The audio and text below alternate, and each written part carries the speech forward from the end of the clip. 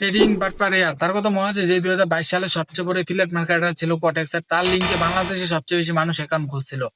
তারপর সে একটু ইউটিউবে লাইভে আসে, একটা ট্রিক শিখাইতো কিভাবে কটেক্সের সাথে স্ক্যাম করবে। তার দর্শকদের এটা শিখাইতে আসে, আমি তখন লাইভে ছিলাম। কিভাবে স্ক্যাম করবো, বোনাসটা নিয়ে কিভাবে স্ক্যাম করবো, এটা শেখানোর কারণে কটেক্সের ম্যানেজার এটা যায় না, তার অ্যাফিলিয়েট অ্যাকাউন্ট ব্যান করে দেয়। তারপর সে কটেক্সের বিরুদ্ধে চলে যায়। কটেক্সকে সে যেটার এফিলিয়েট মার্কেটিং করতো এতদিন, এইটার বিরুদ্ধে চলে যায়। তারপর ফরেক্সে শিফট হয়, ক্রিপ্টোতে শিফট হয়, তারপরে স্টপে শিফট হয়, কোনোটাতে টিকতে পায় না, আবার এইসবে আসে। আবার বিনোময় বিনোলার ভিতরে ফিরে আসে।